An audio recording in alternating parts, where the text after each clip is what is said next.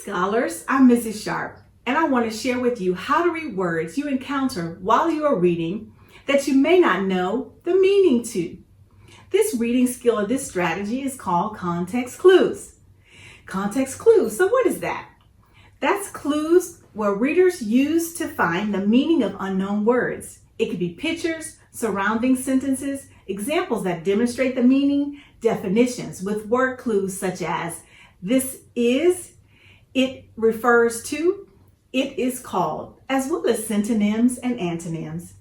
Throughout this presentation, we will go over the definition, examples, and we will use sentences that will refer to context clues.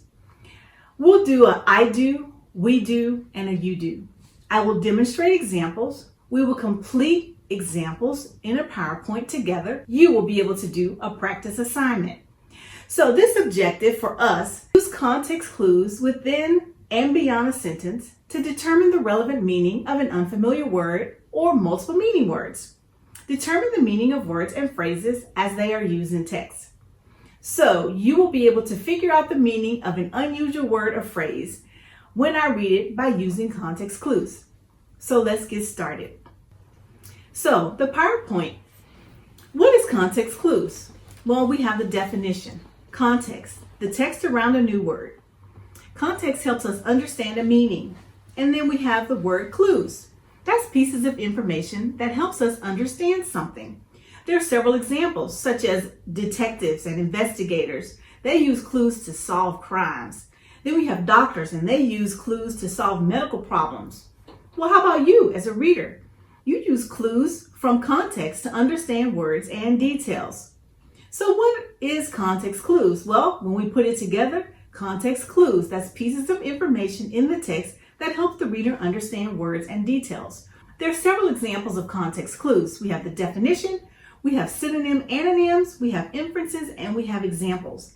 I have provided for you a chart that you guys can look at while I go through the rest of the PowerPoint. So the first one is definition. The word is defined for you. And scholars, I love those because they already give us the definition. It's in the passage. So sometimes a word or phrase meaning is explained immediately after it's being used. So here's an example. So I just made up one to put in this sentence. Haberdashery, which is a store that sells men's clothing, is becoming more common today. So what is haberdashery? Well, I just made that up.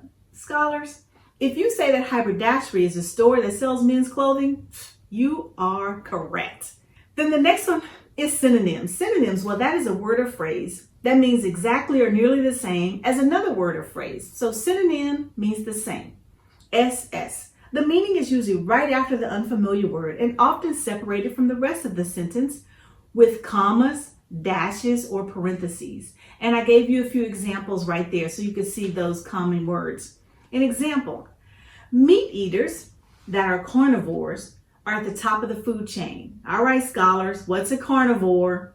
If you said meat eaters, you are so smart. That is correct. So the next slide I want to take us to is the antonym. The antonym. So an antonym is a word that has the opposite meaning of another. Synonym is the same, antonym is the opposite. The unfamiliar word is shown to be different from or unlike another word and is often the opposite of. And then I gave you a list of those common signal words to look for.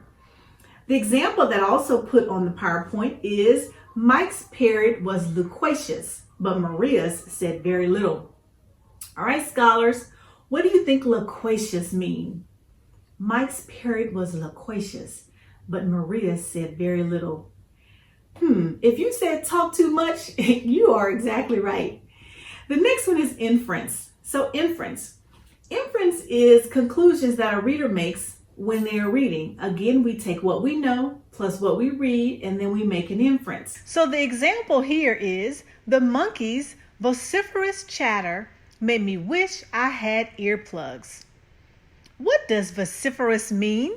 Well, if you said loud, yes, you are exactly right, scholars. The next one, the slide, is examples. When we're using examples or illustrators, an author tries to show what a word means. A writer may give just one example or several, and then they give signal words to let us know. I gave you a list of examples in the slide, and here's a sentence. Projectiles include those items that are shot forward, such as a cannon shell, ball, or a rocket. All right, scholars, that underlined word projectiles. What do you think that means? Well, projectiles, if you said to shoot something forward, you are exactly right. Boy, I tell you, all on top of this. So let's practice this together. So we just finished the I do. Now we're going to do we do. Let's practice this together. So we're going to follow along as I read the sentence or the paragraph, and then we're going to answer those questions. The archaeologists carefully removed the tomb from its ancient resting and proceeded to read the pages related to marriage in ancient Greece. What does the word tomb probably mean? A, pen, B, weapon, C, book, or D, sausage? Tomb.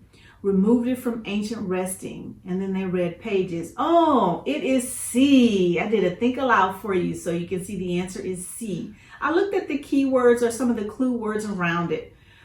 Book, read, something I read with pages. I can relate that to a book, so the best answer choice is book. Good job, scholars.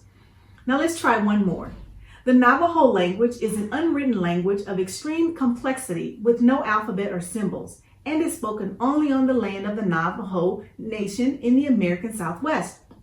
During World War I, a Navajo code was created for the U.S. Navy. This code was virtually undecipherable to anyone except Navajo-speaking persons.